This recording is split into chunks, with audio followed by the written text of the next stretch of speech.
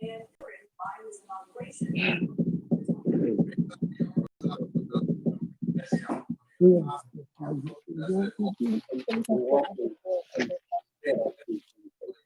good.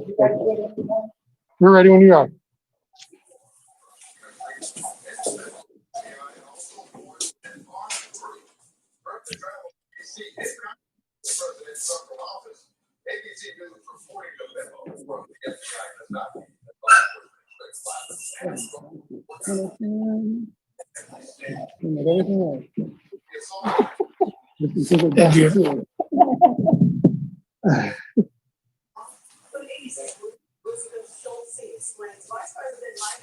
Take her out of that. Just give me that. I'll just start tapping and she starts making noise.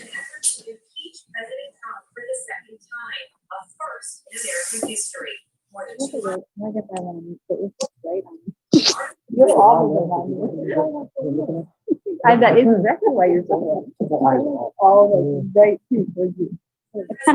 Hey, Bill, can you hear me? Oh, yeah, you're good. Good. Miss Yvonne, can you hear me?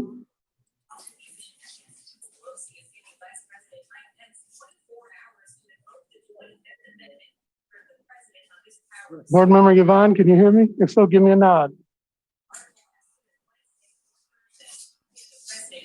Yeah. I'll try and talk to her on her chat. Okay. Bill can hear us. All right. Ready to go, guys. I'd like to call this board meeting to order. Can I have a roll call, please? Mr. Ballard. Here. Mrs. Darius. Here. Mr. Johnson. Mr. Sturgill. Here. Mr. Williams. Here. Pledge of allegiance, please.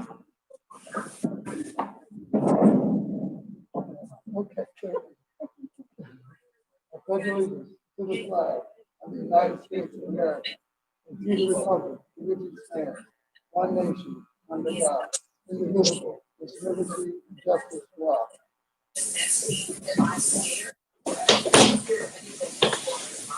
Number 4, the oath of officers for new board members, having none. We'll go right into number 5, nomination and election of the board president.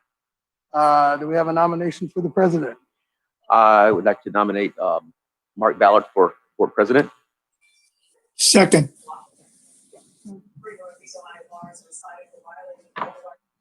Are there any other nominations? Right. I mean, like third. Need a roll call? That's cute.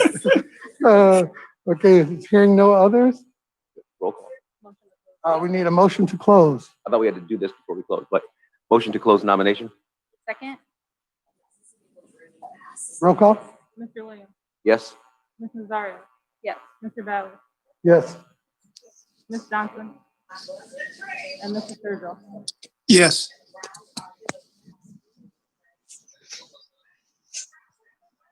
Nominations and elections of the board. We got to vote. I am sorry. Now we have to vote on roll Mark. call? Is it a roll call vote Yep. or roll call? Mr. Williams. Yes. Mrs. Zaria. Yes. Mr. Ballard. Yes. Ms. Johnson. She's still trying to connect to audio. Okay. Mr. Sturgill. Yes. That's just for the nomination. Now the oath. Wait a minute. I was talking to him. He was. Yeah, I thought we Have to do the declaration. The board has approved Mr. Mark Ballard as president of the Board of Education for the 2021 calendar year. Are you gonna do this? You solemnly swear that all the time that you will support the Constitution of the United States.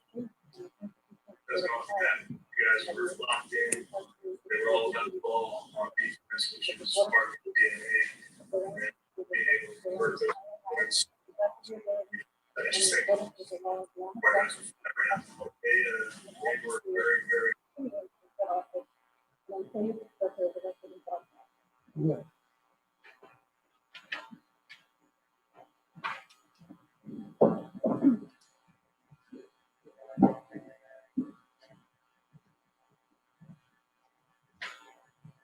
Thank you.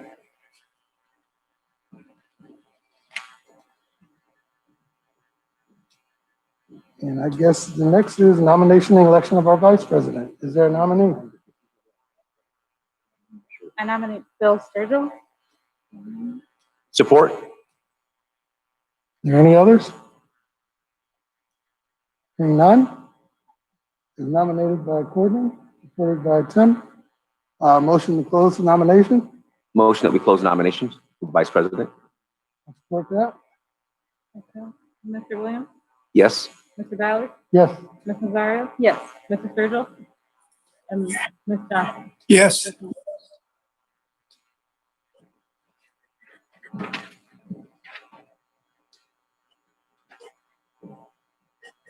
You gotta do the declaration. In the vote, we did the motion to close nominations. Got it, got it. So need a vote for Bill for vice president. You need to go through the roll call. Motion for Bill Sturgill to serve as vice president? Second. Roll call, please. Mr. Williams, Yes. Ms. Nazario? Yes.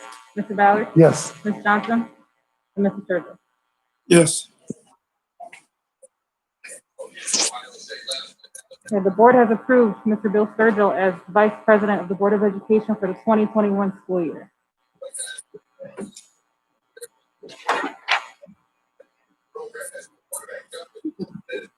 Mr. Sturgill, do you solemnly swear or affirm that you will support the Constitution of the United States and the Constitution of the State of Ohio, and that you will faithfully and impartially discharge your duties as Board Vice President of the Board of Education of Lorain City School District, Lorain County, Ohio, to the best of your ability and in accordance with the laws now in effect and hereafter to be enacted during your continuance in said office and until your successor is elected and qualified? I will.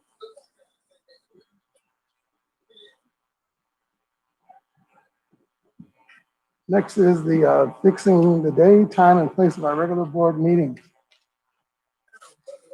Are we okay to stay as we were? Are we looking to do anything different this year? If there's no change, I would motion that we stay as we are. Second. Was there a discussion for change? I mean, that's a, Hearing it, I didn't hear any. I did it all. Yeah. You guys comfortable staying where we are? Yep. Bill, Miss Yvonne, are you guys comfortable? I'm comfortable with anything. I'm good. Miss Yvonne? You okay staying? Okay, thank you. Need a motion? Number 7. motion that we maintain the board meeting as previously scheduled, Second. first and third Monday, 5 p.m. Got a second?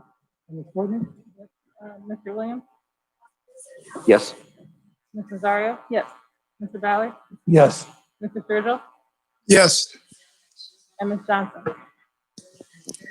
For the record, I think I need to correct, it should be second and fourth Monday.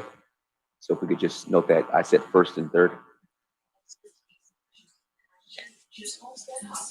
For more information, visit Homestead Hospice. Thank you.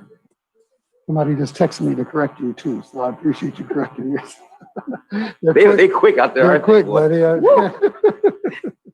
And for 8 through 18, if we could pull together, because there's going to be no changes on any of those, if we could do a consent agenda, I need a motion to agree to a consent agenda on those Motion that items. we place those items to the consent agenda as stated. Second. Roll call? Mr. Williams, Yes. Ms. Nazario? Yes. Mr. Ballard, Yes. Mr. Sturgill, Yes. and Ms. Johnson. You said yes, but you moved it. Motion to approve the consent agenda. Support? Second, yeah. Roll call? Mr. Williams, Yes. Ms. Nazario? Yes. Mr. Ballard, Yes. Mr. Sturgill, Yes. and Ms. Johnson. Yes. And now we need a motion to adjourn. Motion to adjourn. Support. Roll call? Ms. Nazario? Yes. Mr. Sturgill, Yes. Mr. Ballard, Yes. Mr. Williams, Yes. and Ms. Johnson.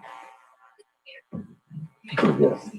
Mr. Sergio, there's a request that you mute between your speaking because there's some background noise.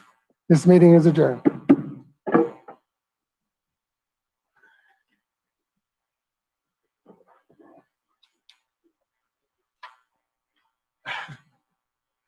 Next up. You guys need a break? You guys ready to roll right Oh, in? man, I'm exhausted. Can we maybe take just a 15-minute break? You're ready to go to Washington. Well, I'm right? looking at Ross over there. I can see he's all flush. I mean, he's like turning like black and white. I'd like to call this board meeting to order on January the 11th at 5 o'clock for the Lorain City School Board. Roll call, please. Mr. Ballard? Here. Ms. Nazario? Here. Ms. Dawson? Mr. Sturgill? Here. And Mr. Williams? Here. In recognition of visitors, and we've already done the pledge, so we're not going to have to do the pledge again.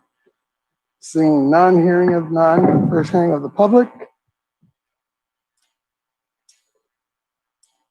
Hearing none, I need a motion to approve the amendments from the agenda from in the minutes from our last meeting on December the 14th. So moved. Motion to approve. Second. Roll call. Mr. Sturgill? Yes. Ms. Nazario? Yes. Mr. Ballard? Yes. Mr. Williams? Yes. Ms. Johnson? And number 7, is there any old business that needs to be covered? Hearing none, report and recommendations of our treasurer. Okay, the first thing I have is the tax budget for approval.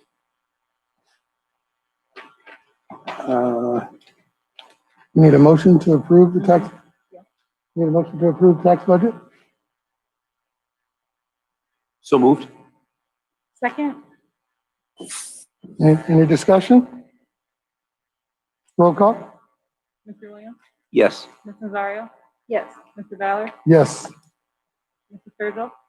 Yes. Ms. Johnson?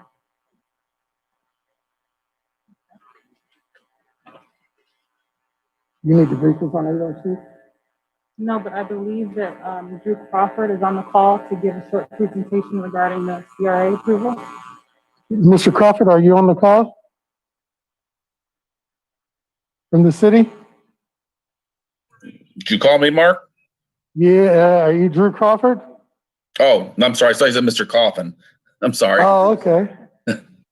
Sorry about that, buddy. Hey, Mr. Go Coffin. Browns. Sorry No. about that. No comment, as this is a public meeting. I understand. Come on, man. Have a little comment. Just kind of clean it up a little bit. I know you're hurting. But we're waiting for Mr. Drew Cawthorn from the city of Lorain. Are you on?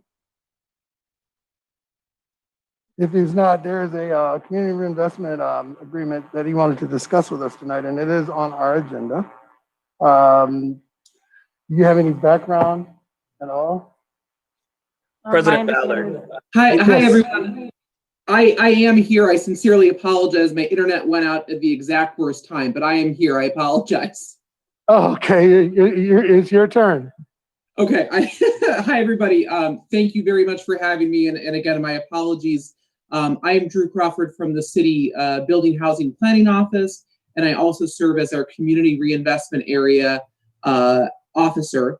And I've been in this role for about a year now, and this is the first commercial CRA that has been proposed in my tenure. So I just wanted to start off the precedent of presenting very briefly to the school board to know what is being presented and field any questions. So this is a request for a tax abatement on Broadway in the city of Lorain at 400 Broadway. It's in the CRA Area 1, and it is going to be a renovation of a building, which will be 2 restaurants and then a small townhouse. And it will be for 12 years at 100% tax abatement. And that abatement would be only on the improvements, correct? That is 100% correct, exactly. The valuation of the taxes, I guess I should say, at the current moment, overall are roughly $3,579 on the property. So that's on a valuation of a little bit under $92,000. The investment per the company is about $500,000. So the tax savings would be on the improvement of that structure.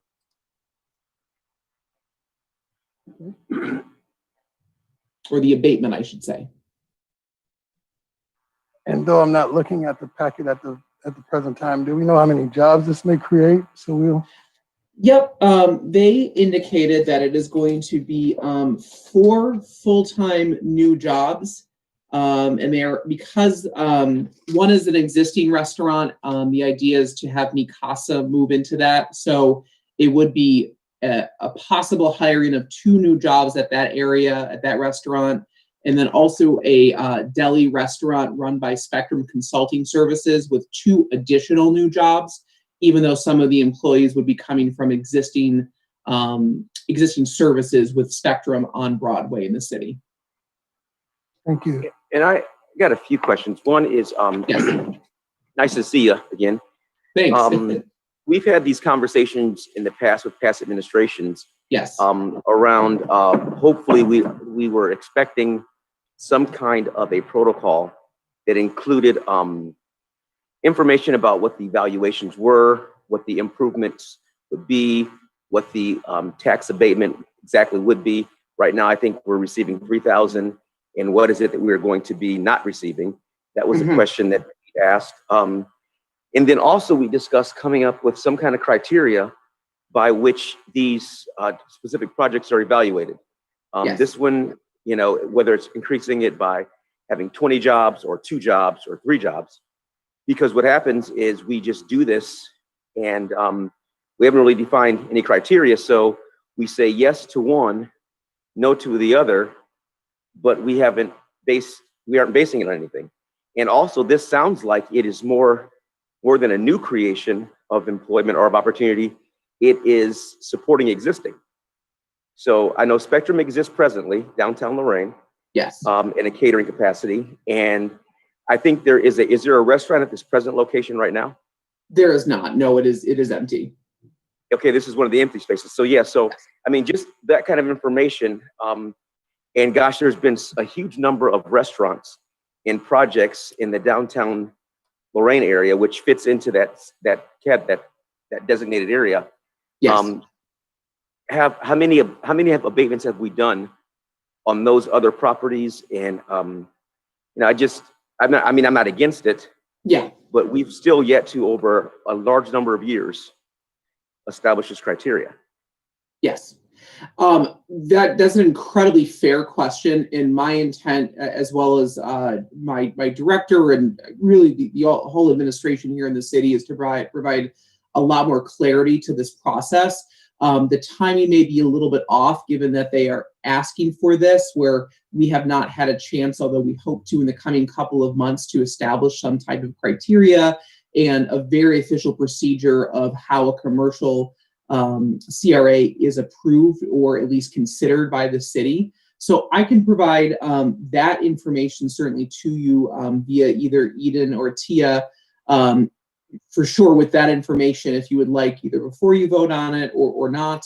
And then also talk with you all who you think is the most appropriate contact to maybe come up with some criteria, because from what I have understand, I've worked in the city for about a year and a couple months now, but I certainly know that the previous administration, you know, we would like to make it a little bit different to have just much more clarity based on that, because I'm dealing with some issues that have, you know, kind of existed in this. So it just would be better to have a much more transparent process. So those are very fair questions, and I'm open to feedback.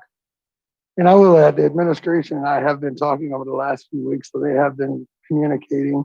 And just for the record, we support growth in business in our community.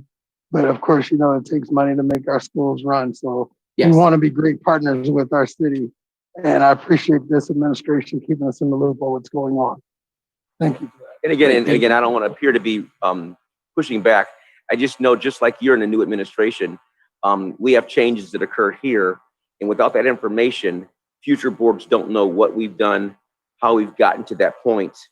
And these are very important opportunities for investment and trying to bring business into our community. So those kind of protocols would be nice, so that we can at least have some consistency, and that information and knowledge would transfer to future leaders.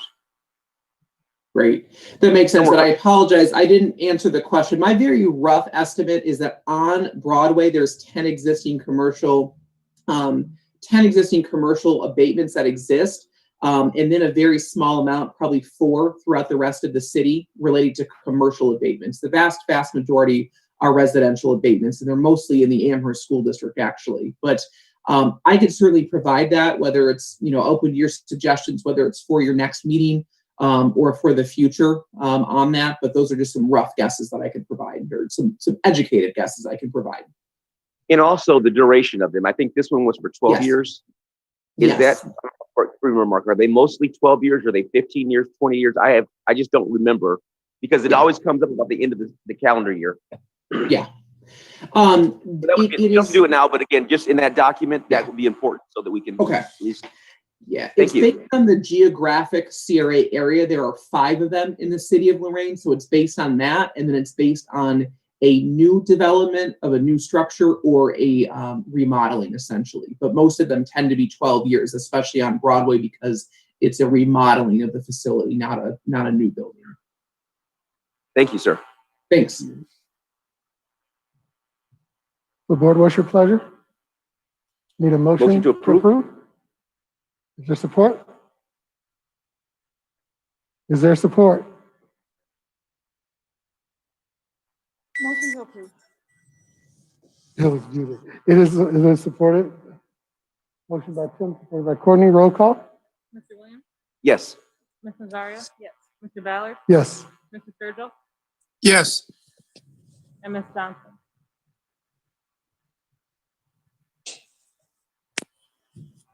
Mrs. Johnson? I don't see her on the screen anymore. She's there, but she has her mic muted. She's muted. Okay. And moving forward, I think, Mr. Scott, were you trying to say something to me on that last one, or was it you getting the attention of Mr. Crawford? I was just letting you know that Mr. Crawford was available. Okay. Thank you. Thank you for that. Next, 8.03, financial update Thank from you. our treasurer. Thank you, Mr. Crawford. Thanks so much. Have a forecast presentation. Eden, if you're still on the call, will you share your screen?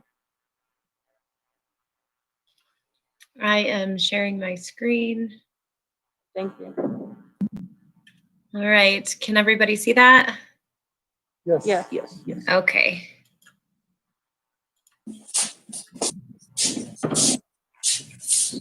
We'll start with our forecasted revenues for fiscal year 21 through fiscal year 25.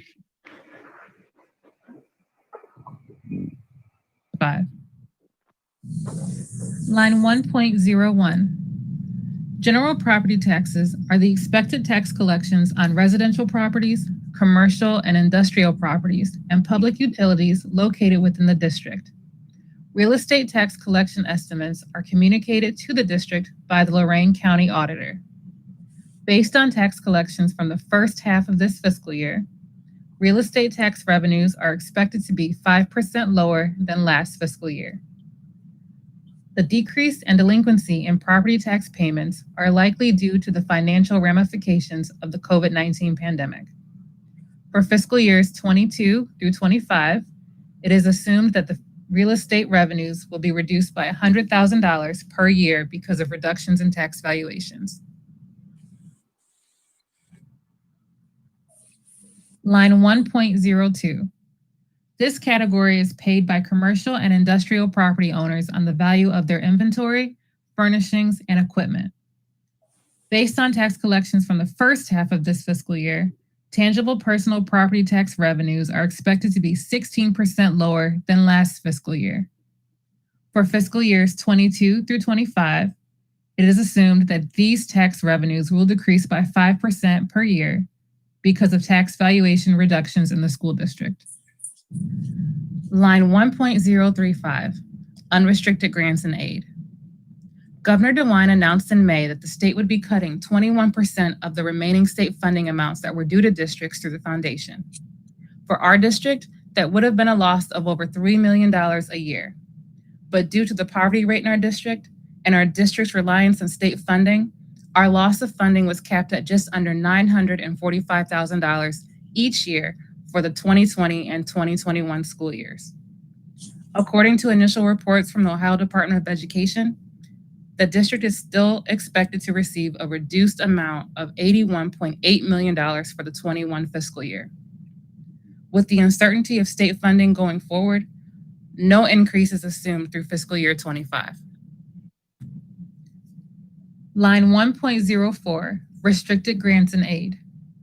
This line is comprised of catastrophic reimbursement, economically disadvantaged, and career tech funding. Forecasted revenues for this line are a direct tie to the Ohio Department of Education's foundation settlement reports. These revenues are assumed to be held flat through fiscal year 25. Line 1.05, property tax allocations. This category represents the homestead and rollback revenue the district receives from the state of Ohio. This line has a direct correlation to the general property tax line. This is the 12.5% reimbursement that the state gives the district to make up for the taxpayer discount revenue. No increase is assumed for fiscal years 21 through fiscal year 25. Line 1.06, all other revenue. This line captures miscellaneous revenues, with the larger revenues being open enrollment in from other school districts and indirect costs to cover expenses related to operating federal grants. The projected decreases to this line are mostly due to the interest income portion of this line.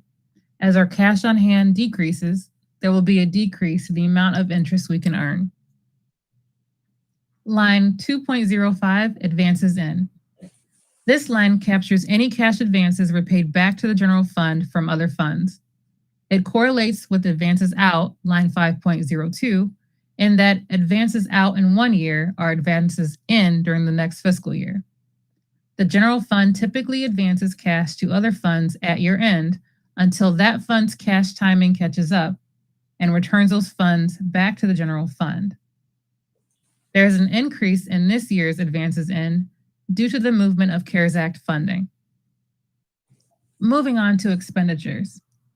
During the 2019 and 2020 fiscal years, the district moved to a school-wide pooling model for most instructional expenses. Districts that operate Title I school-wide programs are able to consolidate and use federal, state, and local funds to upgrade the entire educational program of a school. This change resulted in the creation of the 598 account, which is where general funds and title funds were pooled into one fund to support the instructional direction of the district. The district has returned to the traditional funding model, beginning with the 21 fiscal year. The traditional funding model allows for easier segregation and compliance of funds. Now, how does that impact the forecast?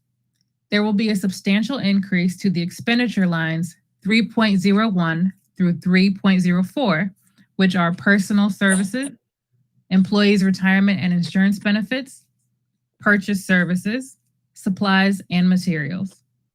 Also, line 5.01, operating transfers out, will no longer need to reflect the salaries, benefits, and supplies for the 598 fund. Line 3.01, personal services. As mentioned, there is a substantial increase to this line beginning in fiscal year 21. This is due to the district no longer using the school-wide pooling funding model and returning to the traditional funding model. Our salaries and wages will now be reflected in this line instead of being so greatly split between this line and line 5.01, which is labeled as operating transfers out. Salaries and wages are forecasted to be $53.9 million for the 21 fiscal year. A 3 to 4% yearly increase to this line is assumed through fiscal year 25. Line 3.02, employees' retirement and insurance benefits. The increases in this line are directly related to personal services. This line captures costs paid by the district for employee retirement costs, such as STRS, SERS, and Social Security. Insurances such as life, major medical, dental, vision, and prescription drug insurance are captured here. This line also includes costs for workers' compensation, unemployment, and Medicare costs. We anticipate spending $19.1 million for fiscal year 21. A 6% yearly increase to this line is assumed through fiscal year 25. Line 3.03, purchase services. A 3 to 4% increase each year is assumed through fiscal year 25 for items such as utilities, printing, postage, legal services, meetings and conferences, student transportation, costs associated with our students being open enrolled to other districts, and other miscellaneous purchase services expenses. Line 3.04, supplies and materials. For the current year and beyond, this line includes all non-instructional costs, such as newspapers, supplies for maintenance and repair of land, building, equipment, furniture, and gasoline costs. Building level instructional supplies have also returned to the general fund within this line, with the district no longer using the school-wide pool funding model. Based on trending, I anticipate a 1% increase each year of fiscal years 22 through 25. Line 3.05, capital outlay. This line captures technical equipment and capital fixed asset costs greater than $5,000 per item and includes costs for land, existing buildings, equipment, vehicles, and other fixed assets. The spending for this line is kept flat throughout the life of the forecast. Line 4.30, other object costs. This line captures expenses not otherwise classified, such as audit fees, bank charges, liability insurance, tax collection fees from the Lorain County Auditor, and other dues and fees. The expenses in this line are expected to remain flat throughout the life of the forecast. Line 5.01, operational transfers out. This line captures money transferred to other funds from the general fund to cover those respective costs, which are not self-funded and cannot be in a negative balance by law at June 30th of any year. There was a substantial increase in fiscal years 2019 and 2020 due to using the school-wide pooling transfer model. Let's take a moment to look at the spending related to the coronavirus pandemic. As mentioned, the district will be losing a total of almost $2 million due to state cuts to the foundation payments. We have been awarded about $4.7 million from various grants to help us cover additional costs that were caused by the pandemic. At this point, we have spent or allocated almost $4 million of those funds. We've used this funding for items such as student and staff COVID testing, a truck to help with meal distribution, computers, internet access, and PPE. We were also awarded with $3.6 million to spend towards student wellness and success initiatives.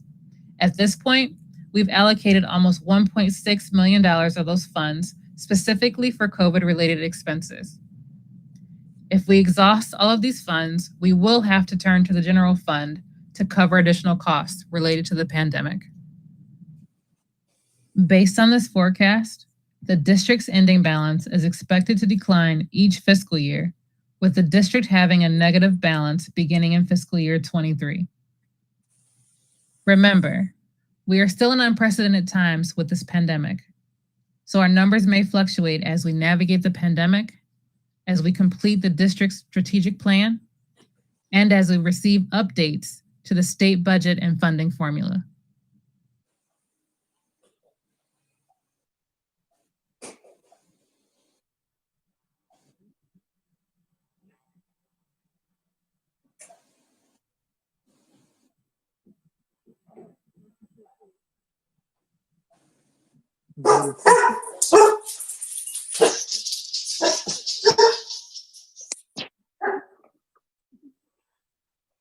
Yes, so that was, thank you, Tia.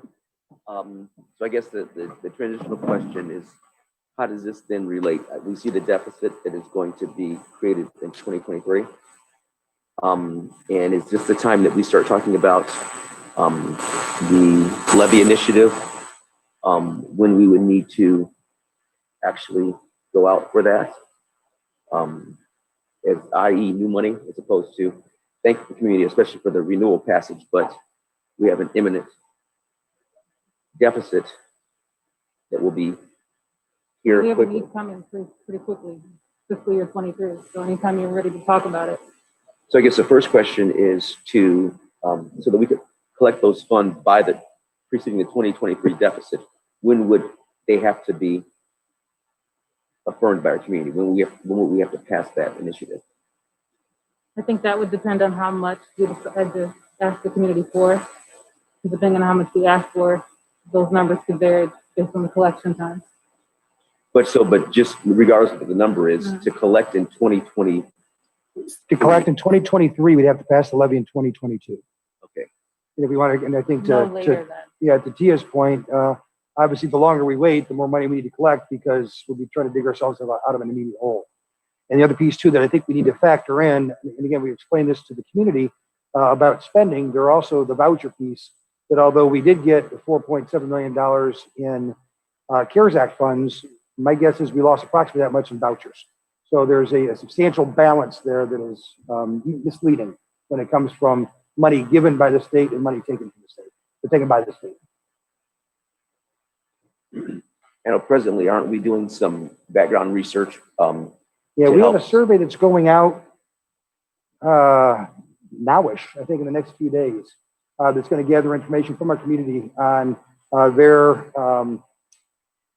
understanding of what our situation is, the level to which they're satisfied with the direction the school is heading, their thoughts on how we can get better, as well as their willingness to support a new money levy. And I just want to make sure that we make this point over and over again. And to your point, Mr. Williams, the levy that was just passed was a renewal that was passed many times and over again. And that's because that's how schools are funded. Every 5 years, we have to go back to the voters to ask them to continue to renew the money that was passed previously, but we also don't get to collect any more than what was originally passed. And as we know, that money passed originally a long time ago, and things cost more now than they did before. So although we can make some adjustments in an attempt to be respectful to our taxpayers, we're not going to cut our way out of this. So I think that there are some things that we need to consider. And that was one of the questions that was asked of us at the Speak Up, Speak Out on Saturday. You know, what is our plan? And the question was based on previous spending. And the point I tried to emphasize, and I hope I continue to emphasize, is that I'm not here, and I don't think we're here necessarily to critique or criticize any of my predecessors. We are where we are, and we have to look forward and do what's best for the community. But I think process is important. So not only do we have to look at where we currently are and where we need to be, but I think to determine where we need to be, we need to engage all of our stakeholders.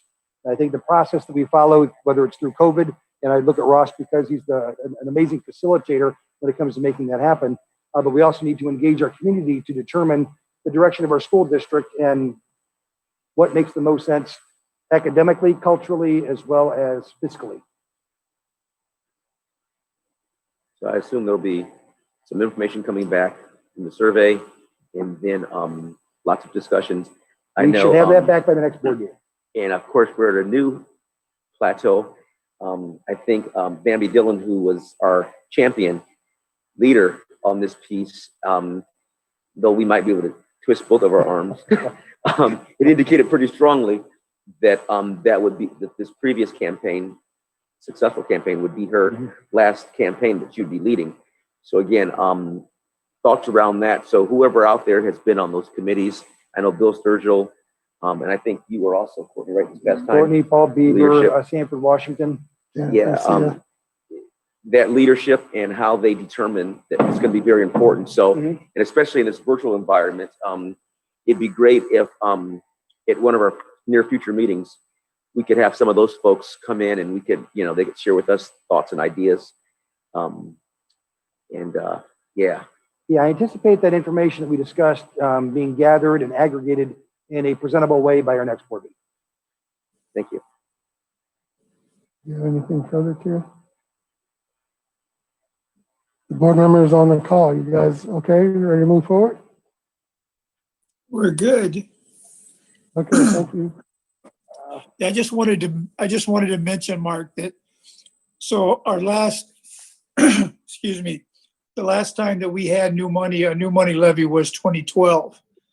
Okay, and I've always said that most school districts are like 3 years away from insolvency. So I think we've did well with what we've had.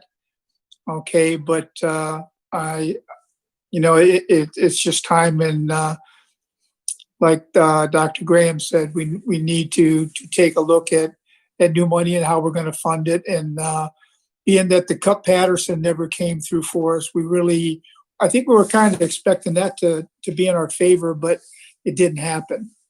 Okay, and until something like that does happen, where we're stuck with going back to the community to ask for that type of support.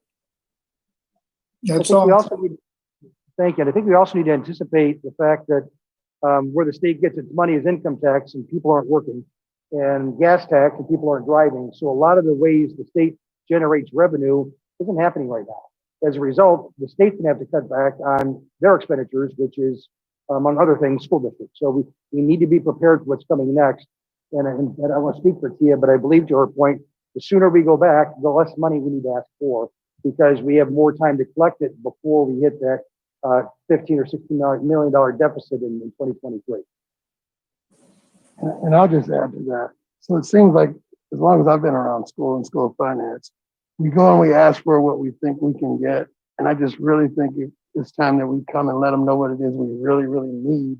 And let's just be straightforward with the community and let them know where we need to be to get us to that excellent situation we're trying to get to financially wise. So I'm sure all the experts around the table will tell us the best way to approach that. But at some point, I think the community just really needs to know clearly, this is what we need to do the job. That's my piece. Anything further? Thank you, Tia. Reports from the CEO and superintendent. Thank you, Mr. President. And just a few talking points here in terms of a brief update on what's happened since the last time we met.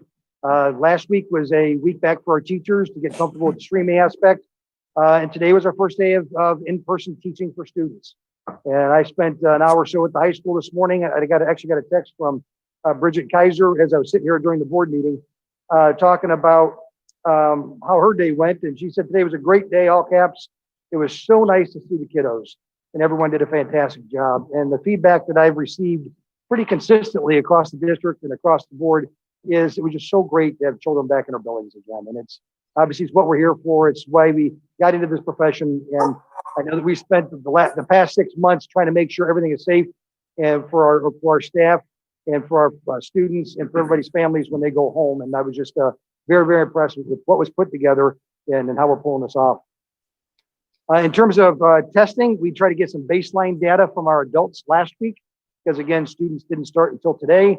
We tested 350 staff members and we had 8 positives.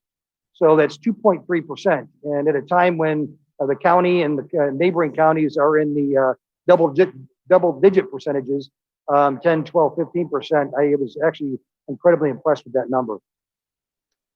We are still testing our athletes on a regular basis, our close proximity activity students.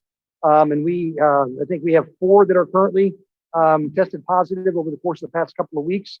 And again, we react appropriately, and the rest of the students who came in contact with those who test positive are expected to follow the CDC guidelines. Another piece for us too that we heard, and actually I want to thank Julie Garcia, our teacher union president, right before break, she kind of pulled me aside and said, Jeff, our teachers are having difficulty with daycare. And again, our plan all along was we had a semester to work things out. We promised 30 days notice so people had time to prepare. And because of the timing of Christmas break, we actually had 20 more days. So it was actually a 50-day window in order to prepare for students to come back and families to prepare for what they needed to do to make sure their own children were supervised and taken care of. But what we didn't factor in necessarily was the fact that babysitters also get sick and get quarantined. So we came up with a plan and actually worked very closely with Boys and Girls Club that we've always had a very strong relationship with. And they had 50 seats available. So we restructured where they are serving. We have some space in our classrooms. So not just our teachers, but all staff have access to free daycare because of the relationship we have with Boys and Girls Club. We also want to increase the opportunity for our families to benefit from the relationship of Boys and Girls Club. So please look into that. We're going to begin to provide transportation. I want to thank the Board of Education for their support and their efforts to make this happen. We understand that if our staff aren't here, we can't serve the children of Lorain. And So as we do here in Lorain, we lean on each other, we partner with each other, and we establish ways to make sure that those needs get met. So I want to thank everybody for making that happen. They had 50 seats available at Boys and Girls Club. Like I said, we rearranged some of those so they'd be in our buildings as opposed to in their sites. We can also expand opportunities in their sites, and we plan to do so and provide transportation. So again, our families can take advantage of those opportunities as well. The reporting out of our COVID piece, not to bounce back, but we want to make sure that our communication is strong. And one of the pieces that we're hearing about is the COVID testing piece. When should I know what's happening in the schools?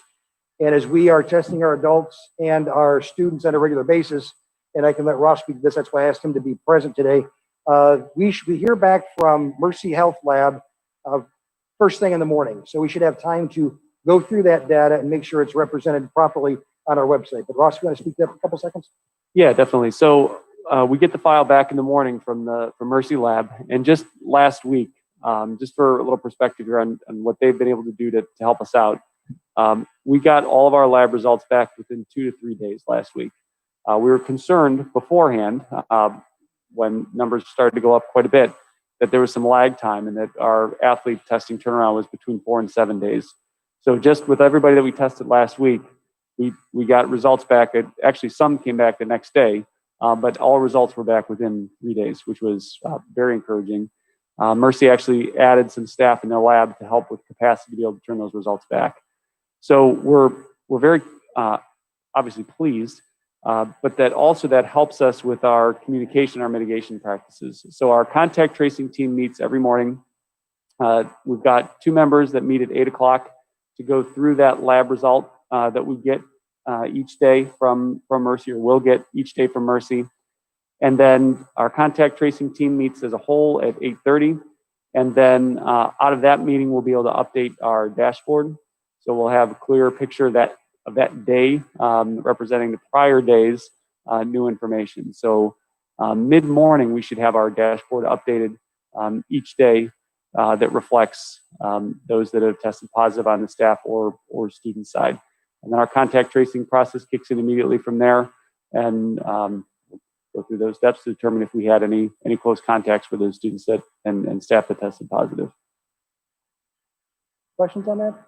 When will the students start to be tested? So the students, we ended up needing to split the baseline up over 2 weeks. So the first day of student testing starts tomorrow, and then Friday this week, and then next week will be those students on Monday and Thursday that were not tested this week. So we have to have consent forms back first. So we sent consent forms home electronically, but then also for anybody that indicated yes or maybe on the family commitment survey, they received paper copies again today. And for those that bring it home or bring it back to school tomorrow, they'll get their first test. And then the same thing for the B group on Thursday, Friday. We'll go home Thursday, and then their first test would be on Friday this week. We understand that statistically speaking, that's not the ideal way to do it, but it is a solid way to get the information we need and also filter students as they come back. So it gives us an idea of what is coming into our schools. And again, back to the dashboard piece, our goal is and has always been and will continue to be to have quality communication, the timely communication, make sure everybody knows what we know when we know it. And one of the things that's held us back, in a couple seconds, you have access to the orientation video, correct? It's still processing. Well, I got a text saying we had it. It's not on yours? Yeah, not. Okay, we are having issues transferring one of the videos, but we have many online. But one of the holdups for us is, and again, confession time, is communication related. We have the videos that we have access to. What the delay for many of these things have been making sure that they're translated respectfully. And what I mean by that is there are some software platforms that will translate, but it's more transliterating. So it's taking the words, but they don't necessarily come out as they do in spoken Spanish. They come out, maybe it's how it's literally translated from English to Spanish. And we know that we have to grow in that area. But again, we've held off because we don't want to send out the English version and then 3 or 4 or 5 days later, the Spanish version, because that's not respectful to our Spanish speaking families. So we worked today very, very hard on putting a plan together that I think will expand into a very comprehensive plan that will allow us to react very, very quickly. So as soon as we have an English version of anything done, very, very soon thereafter, within an hour or so, we can have the translated version, and again, translated in a way that's respectful to our families. We also know that as families walk into our schools, when you're allowed to walk into our schools, then it's difficult for our Spanish-speaking families to get the help and supports they need. So we recently had a communications audit done, and we needed to dive deeper into services we can provide to improve the quality of communication between the school district and our Spanish-speaking families. So we will dive deeper, and what I mean by that is we'll engage with our Spanish-speaking families and ask them what they need, and then we have to make sure that we provide that. So again, please know it's a focus. We tried some things over the course of the past few months, and candidly, they didn't work. So we have a plan that I think is much more comprehensive and has layers of supports to assure that things don't slip through the cracks. So we have a lot of stuff done, but again, it's the translating piece that has been tough. And it's not anyone's fault. It's in terms of staff, it's my fault. We need to have better systems, processes, and structures in place, and we will. So I just want to thank folks for your patience, and please hold me accountable to that commitment to make sure that we are doing a much better job of communicating with our Spanish-speaking families. Okay, so I would like to recommend the board consider for discussion and approval items 3.01 to 3.05, personnel matters. So moved. Support. Roll call, please. Mr. Sturgill, Yes. Mr. Williams, Yes. Mr. Ballard, Yes. Ms. Nazario. Yes. And Ms. Johnson. I'd like the board to consider for discussion and approval items 4.01 to 4.06. Support. Second. Roll call. Mr. Williams, Yes. Ms. Nazario. Yes. Mr. Ballard, Yes. Mr. Sturgill, Yes. Ms. Johnson. And again, I encourage you to go on our website, take a peek at the orientation videos. And I know the high school, I saw Mr. Coleman out there a few minutes ago, is also doing very structured and safe tours for the families of our freshman students who are starting the second semester, but have yet to be in the building. In addition to the video that went on. And Mr. President, that is all I have this evening. Thank you. Ross, do you have anything to add? Did you want just mention vaccine? Oh, please, please. So just a quick vaccine update. So we've got, again, just as part of our partnership, we've got an excellent partnership with Dave Koval and his staff at the County Health Department. And Friday, we sent a survey out to all staff, and it's for any adult that works in the schools who's eligible to be vaccinated.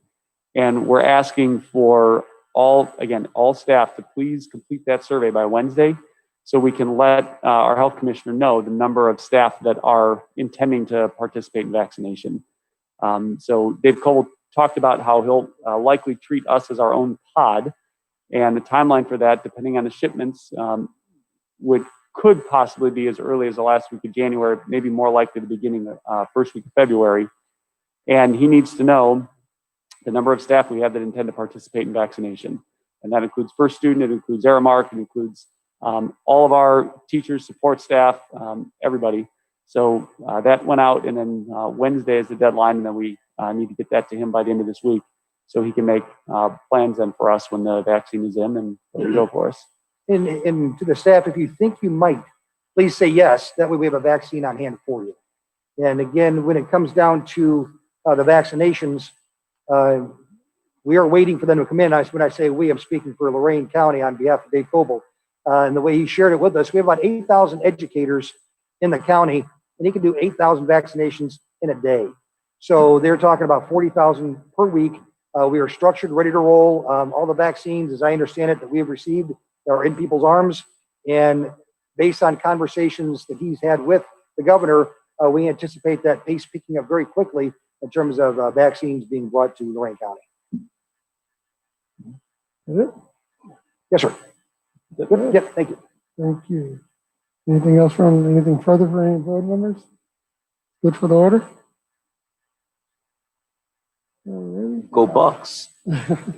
Our next meeting is scheduled for January 25th, 5 o'clock here. Having no executive session necessary, I need a motion to adjourn. Motion to adjourn. Second, Roll call? Mr. Williams, Yes. Ms. Nazario, yes, Mr. Ballard, Yes. Mr. Sturgill, Yes. and Ms. Johnson. This meeting is adjourned. Thank you.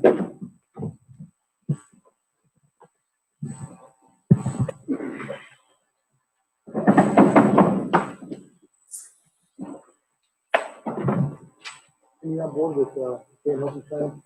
Okay. Actually, I like it. I like his analogies, the Browns, COVID. It's perfect, though, right? You know, it's 20 seconds. I want to say finish first.